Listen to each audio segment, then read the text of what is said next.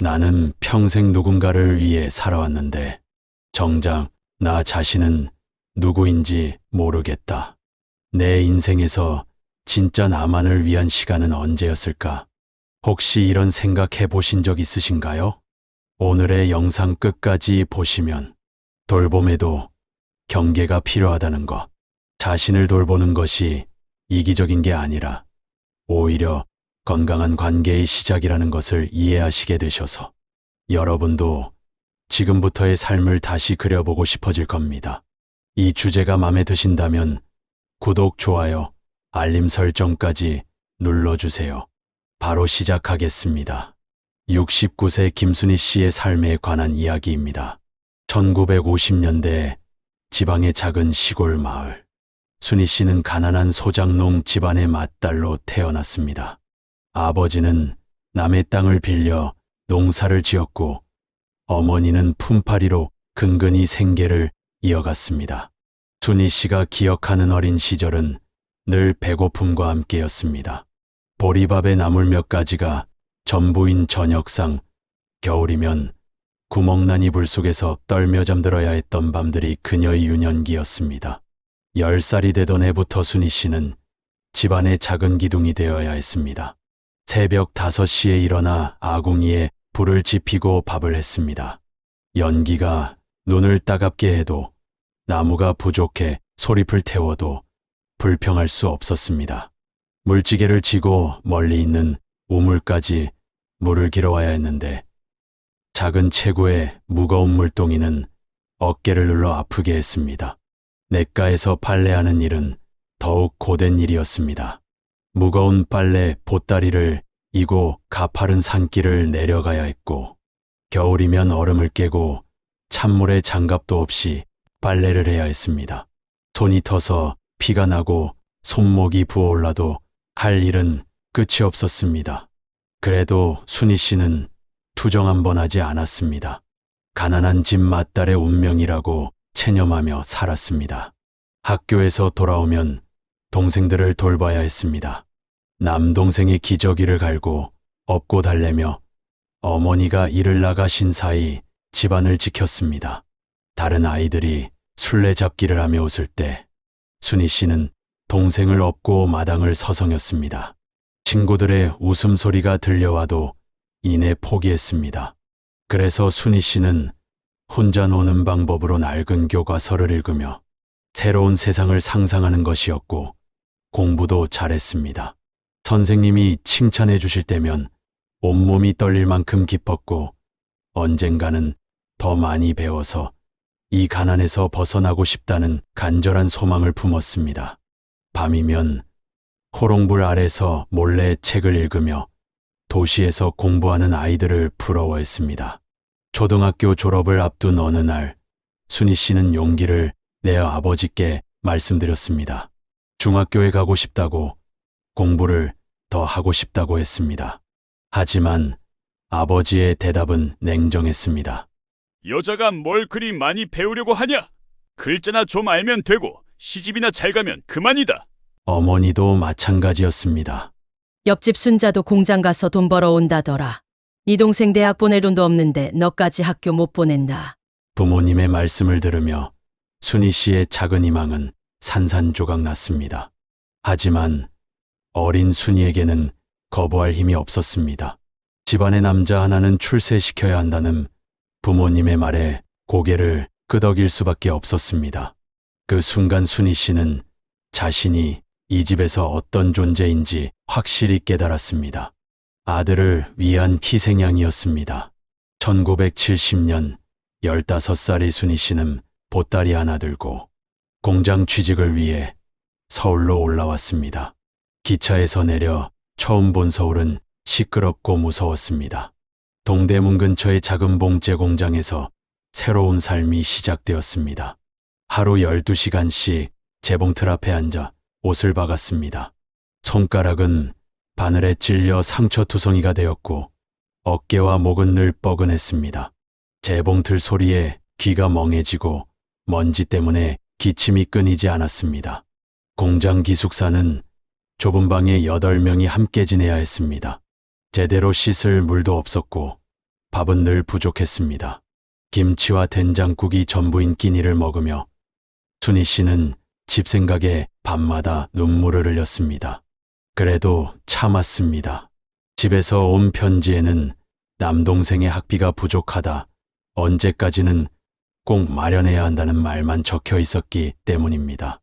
월급날이면 순희 씨는 쌀 몇 대와 몇 푼의 용돈만 남기고 모든 돈을 집에 붙였습니다. 다른 공장 아가씨들이 새 옷을 사거나 극장에 갈 때 순희 씨는 늘 구경만 했습니다. 자신을 위해 돈을 쓴다는 생각 자체가 죄스러웠습니다. 공장에서 나오는 길에 순희 씨는 종종 학교 앞을 지나갔습니다. 교복을 입고 책가방을 든 학생들이 웃으며 걸어가는 모습을 보면 복잡한 감정이 올라왔습니다. 같은 나이 또래인데 그들은 꿈을 키우고 있는 시간에 자신은 남의 꿈을 위해 희생하고 있다는 생각에 억울함도 느꼈습니다. 쉬는 날이면 공장 아가씨들이 화장을 하고 치마를 입고 나들이를 갈 때 순희 씨는 혼자 남아 책을 읽었습니다. 도서관에서 빌린 낡은 책들이었지만 그 시간만큼은 현실을 잊을 수 있었습니다. 책 속 주인공들처럼 자유롭게 살고 싶다는 소망을 품었습니다. 몇 년이 흘러 남동생이 대학에 합격했다는 소식이 왔습니다. 가족들은 모두 기뻐했고 동네 사람들도 축하해 주었습니다. 하지만 그 누구도 이 모든 것이 순희 씨 희생으로 이루어진 것임을 기억하지 않았습니다. 남동생이 보낸 편지에도 누나 덕분이라는 말은 한 줄도 없었습니다. 25이 되던 해 순희 씨는 중매로 결혼을 했습니다. 남편은 공무원이었고 남존여비 사상이 가득했습니다. 함께 사는 시부모님께는 삼시세끼 새밥에 새반찬을 해드릴 것을 요구했고 그것이 여자의 도리라고 말하며 며느리가 게으르다는 소리 듣게 하지 말라고 강조했습니다. 시댁 생활은 공장에서의 힘든 시간과는 또 다른 지옥이었습니다. 새벽 4시에 일어나 시부모님의 아침을 준비하고 남편의 출근 준비를 도왔습니다. 시어머니는 특히 까다로웠습니다. 반찬이 마음에 안 들 때면 이런 밥을 어떻게 어른께 드리느냐며 식사를 거부하기 일쑤였고 국이 조금만 싱거워도 네 집에서는 뭘 가르쳤냐며 호통을 쳤습니다. 순희 씨는 그때마다 무릎을 꿇고 사과했습니다. 공장에서 일할 때도 힘들었지만 적어도 월급이라는 대가가 있었습니다. 하지만 시댁에서는 당연한 일로 여겨졌습니다. 고마워하는 사람은 아무도 없었습니다. 남편은 집안일에는 전혀 관심이 없었고 퇴근 후에는 신문을 보거나 친구들과 술을 마시러 나갔습니다. 아이가 울어도 기저귀를 갈아야 해도 모른 척했습니다. 그런 건 여자가 하는 일이라며 책임을 회피했습니다. 순희 씨가 몸이 아파도 무관심했습니다. 첫째 아이를 낳고 얼마 후 둘째까지 생겼습니다. 순희 씨는 두 아이를 돌보며 시부모 봉양까지 해야 했습니다. 밤에 아이가 울어서 잠을 못 자도 새벽에는 어김없이 일어나 부엌일을 시작해야 했습니다. 몸은 천근만근 무거웠지만 쉴 틈은 없었습니다. 아이들이 아프면 순희 씨 혼자 병원에 데려가야 했습니다. 남편은 직장에서 빠질 수 없다며 한 번도 함께 가지 않았습니다.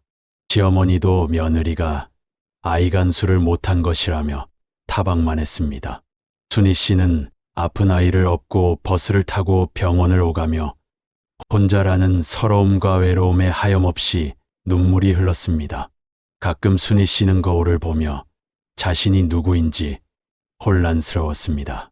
결혼 전에는 그래도 순이라는 이름이 있었는데 이제는 김씨 며느리, 근수 엄마, 지혜 엄마로만 불렸습니다. 자신의 정체성이 서서히 사라져가는 것 같았습니다. 아이들이 조금씩 자라면서 순희 씨는 아이들만큼은 다르게 키우고 싶다고 생각했습니다. 특히 딸에게는 꼭 공부를 시켜주고 싶었습니다. 자신이 못다한 배움을 딸을 통해서라도 이루고 싶었습니다. 너는 엄마처럼 살면 안 된다고 속으로 다짐했습니다. 세월이 흘러 아이들이 성인이 되어 결혼을 했습니다. 순희 씨는 이제 좀 자유로워질 거라고 기대했습니다. 평생 누군가를 돌보며 살았으니 이제는 자신을 위한 시간이 있을 거라고 생각했습니다. 하지만 그 기대는 오래가지 못했습니다. 둘째 딸이 맞벌이를 시작하면서 손주를 봐달라는 것이었습니다. 딸은 마치 당연한 일인 양 말했습니다. 엄마, 어차피 집에서 할 일도 없으시잖아요. 우리 애 좀 봐주세요. 딸의 말에 순희 씨는 순간 어지러움을 느꼈습니다. 할 일이 없다는 말이 가슴에 비수처럼 박혔습니다. 평생 쉰 적이 없는데, 평생 누군가를 돌보며 살았는데 할 일이 없다니. 하지만 딸이 직장 생활을 잘하기를 바라는 마음에 또다시 자신의 마음을 접어두었습니다. 60을 넘긴 나이에 다시 시작된 육아는 상상했던 것보다 훨씬 힘들었습니다. 젊을 때와는 달리 허리는 끊어질 듯 아프고 무릎도 아팠습니다. 기저귀를 갈다가 허리를 삐끗하기도 하고 아이를 계속 안아서 팔목 통증까지 생겼습니다. 하루 종일 아이를 돌보고 나면 온몸이 부서질 것 같았지만 딸은 당연하다는 듯 아이를 데려갔습니다.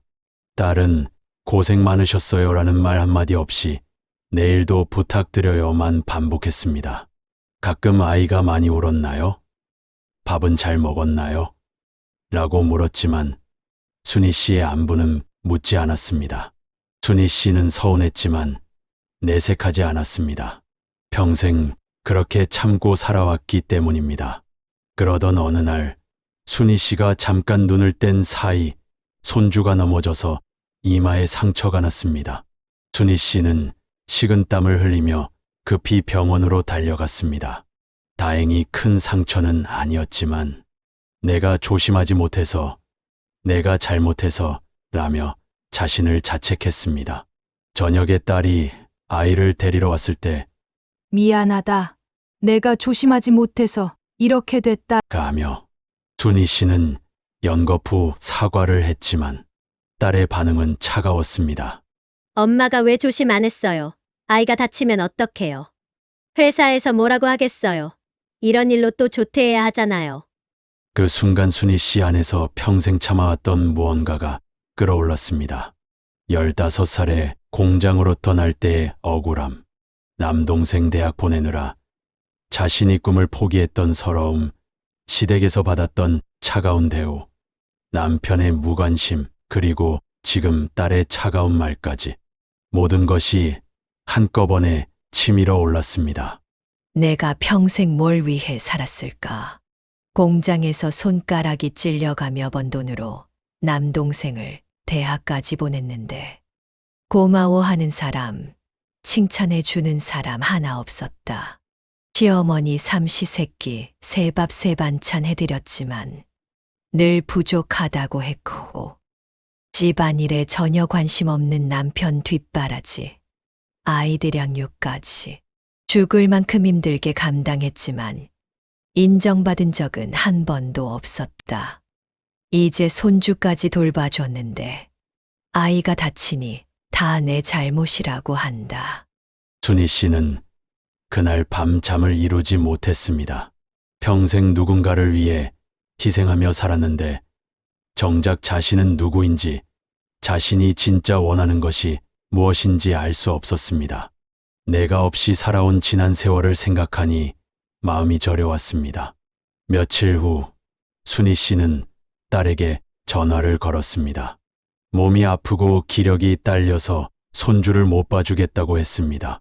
사실은 마음이 너무 아팠지만 그런 말은 차마 할 수 없었습니다. 딸은 한숨을 크게 쉬며 알겠다고 말했습니다. 손주가 없는 집은 갑자기 무덤처럼 조용해졌습니다. 그동안 아이 울음소리, 웃음소리로 가득했던 집이 갑자기 적막강산이 되었고 문득 손주가 그리워졌습니다. 화가 나서 거리를 두었지만 정작 마음 한구석에서는 손주를 그리워하고 있었습니다. 며칠이 지나자 그리움은 참을 수 없을 만큼 커졌습니다.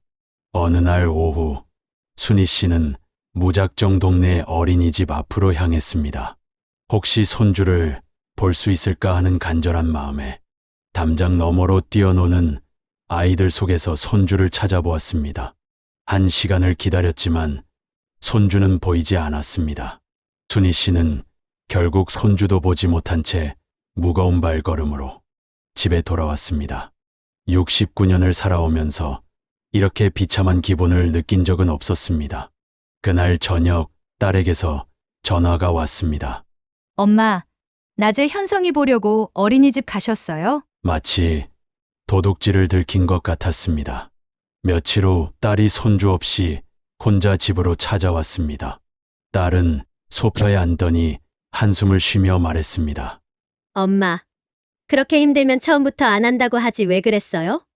아이 때문에 조퇴하고 결근할 때마다 상사 눈치가 얼마나 보이는지 알아요? 순희 씨는 딸의 말을 들으며 마음이 무너져 내렸습니다. 딸은 일어서며 마지막 통보를 했습니다. 엄마가 마음 정리할 때까지 현성이는 보여드리지 않을게요. 저도 다른 방법을 알아보겠어요. 딸이 떠난 후 순희 씨는 홀로 남겨진 집에서 깊은 절망에 빠졌습니다. 그날 밤 순희 씨는 더 이상 딸에게 연락하지 않기로 결심했습니다. 나의 힘듦을 당연함으로 받아들이는 딸이 너무 이기적으로 느껴졌고 마음이 너무 아팠습니다. 그동안 가족을 돌보는 일로만 가득했던 일상이 멈춰버리니 자신이 얼마나 텅 빈 삶을 살고 있었는지 뼈저리게 깨달았습니다. 거울을 보며 스스로에게 물었습니다. 김순희, 너는 누구니? 너는 뭘 하고 싶니? 문득 오랫동안 만나지 못한 친구들을 만나고 싶었습니다. 복지관에서 만난 오래된 친구들이 반갑게 맞아주었습니다. 친구들과 차를 마시며 이야기를 나누던 중 한 친구가 흥미로운 소식을 전했습니다. 순이야, 요즘 우리 같은 사람들도 공부할 수 있는 학교가 있다더라. 중학교, 고등학교 과정을 모두 배울 수 있고 나이가 몇이든 상관없대. 우리 학교나 다녀볼까? 순희 씨는 그 말을 듣는 순간 심장이 뛰는 것을 느꼈습니다. 15살에 보따리 하나 들고 서울로 떠날 때부터 줄곧 품어왔던 배움에 대한 갈증이 다시 솟구쳤습니다. 교복을 입고 학교에 가는 아이들을 부러워했던 그 마음이 50여 년이 지난 지금도 여전히 살아 있었습니다. 집에 돌아와서도 그 이야기가 머릿속에서 떠나지 않았습니다. 밤새 뒤척이며 생각했습니다. 너무 늦지 않았을까? 69살에 공부를 할 수 있을까? 사람들이 비웃지 않을까? 하지만 한편으로는 가슴이 두근거렸습니다. 평생의 꿈을 이룰 수 있다는 희망 때문이었습니다. 며칠 후 순희 씨는 용기를 내어 그 학교를 찾아갔습니다. 버스를 3번이나 갈아타고 도착한 그곳에는 생각보다 많은 노인들이 공부하고 있었습니다. 자신과 비슷한 나이의 사람들이 돋보기를 쓰고 책을 읽고 열심히 필기를 하고 손을 들어 질문을 하는 모습이 신기하면서도 감동적이었습니다. 입학 상담실에서 선생님이 자기소개를 해보라고 했습니다. 순희 씨는 잠시 망설였습니다. 자신의 이름으로 자신을 소개해 본 적이 언제였는지 기억이 나지 않았습니다. 순희 씨는 등을 곧게 펴고 깊게 숨을 들이쉰 후 또렷하게 말했습니다. 안녕하십니까? 저는 김순희입니다. 그 순간 자신의 이름을 말하는 것이 이렇게 떨리면서도 당당한 일인지 처음 알았습니다.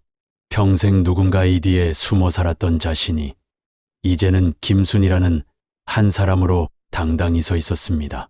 김순희 씨, 나이가 많다고 배움을 포기할 필요는 없어요. 배우고 싶은 마음이 있으면 언제든 늦지 않습니다. 드디어 학교 생활이 시작되었습니다. 첫 수업은 영어였는데 알파벳부터 다시 시작해야 했습니다.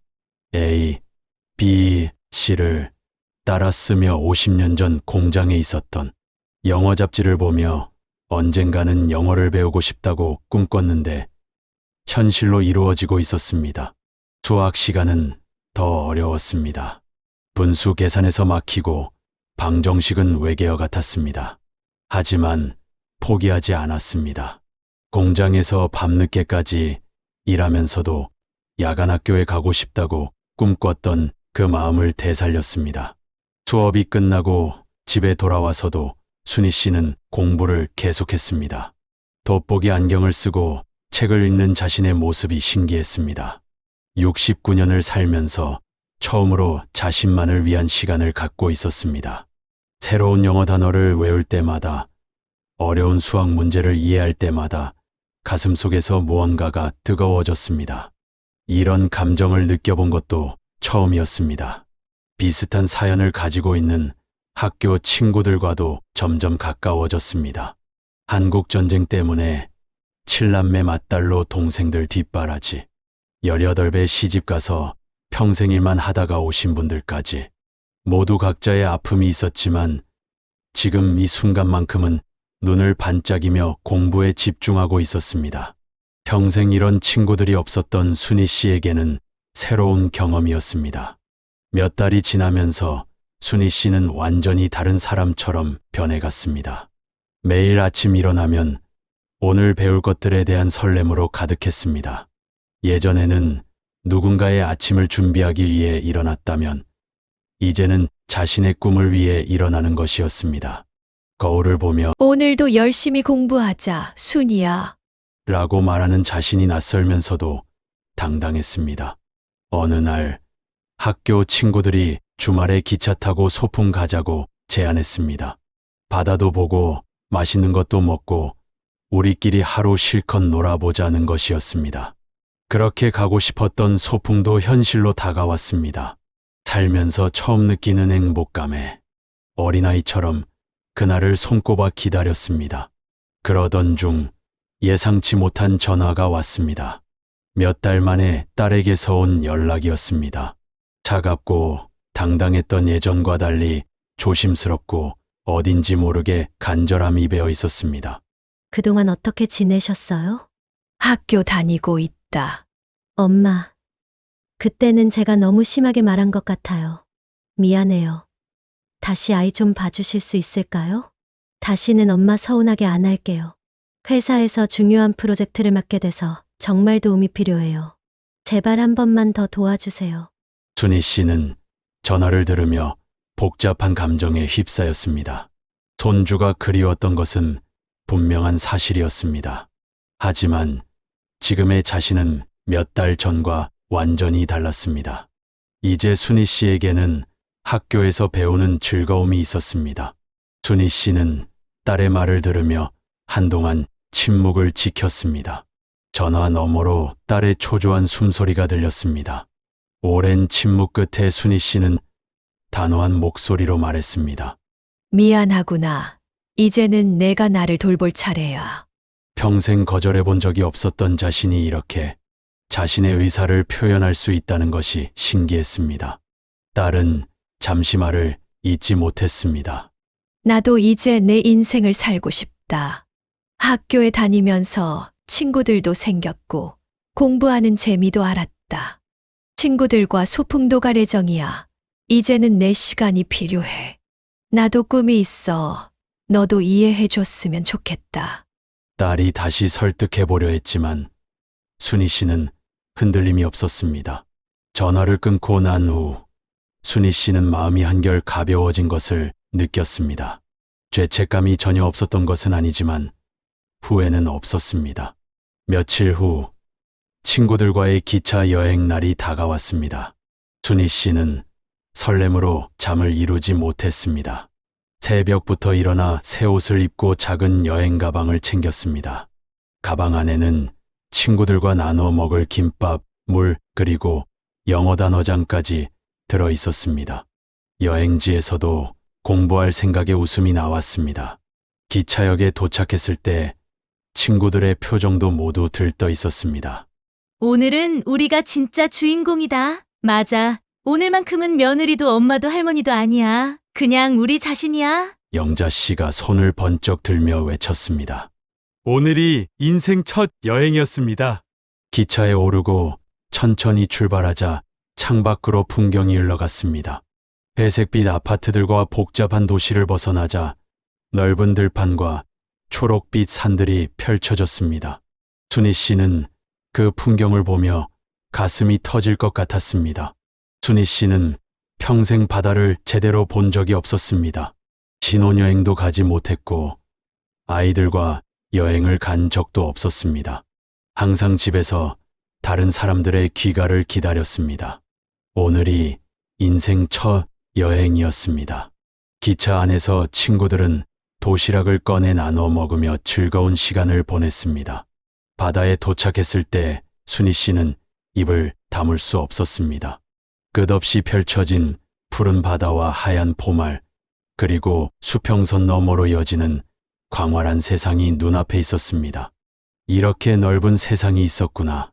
집과 시장과 병원으로 가는 것이 전부였던 자신이 세상이 이렇게 클 줄은 몰랐습니다. 바닷바람이 얼굴을 스치자 마치 새로 태어나는 기분이었습니다. 해변에 앉아 친구들은 앞으로의 꿈에 대해 이야기했습니다. 졸업하면 컴퓨터도 배워보고 싶어. 손자들한테 영어로 편지를 써보고 싶어. 여행을 더 많이 다니고 싶어. 순희 씨도 자신의 꿈을 털어놓았습니다. 고등학교 과정까지 마치고 남동생이 살고 있는 외국도 한번 가보고 싶어. 친구들은 서로의 꿈에 대해 박수를 치며 응원해 주었습니다. 돌아오는 기차 안에서 순희 씨는 조용히 창밖을 바라보며 지나온 인생을 되돌아보았습니다. 1950년대 가난한 소장농의 딸로 태어나 10살부터 집안일을 도맡아 하고 15에 꿈을 접고 공장으로 떠나고 25에 결혼해서 평생 가족만을 위해 살았던 긴 세월들이 파노라마처럼 지나갔습니다. 그 모든 시간이 무의미했다고 생각하지는 않았습니다. 가족을 진심으로 사랑했고 자신이 할 수 있는 최선을 다해 살았습니다. 남동생이 대학을 졸업할 수 있었던 것도, 아이들이 건강하게 자랄 수 있었던 것도 모두 자신의 희생이 있었기에 가능했습니다. 그것은 분명 의미 있는 일이었습니다. 하지만 이제는 달랐습니다. 자신도 사랑받을 자격이 있고 자신만을 위한 시간을 가질 권리가 있다는 것을 깨달았습니다. 순희 씨는 창밖 풍경을 보며 혼자 속삭였습니다.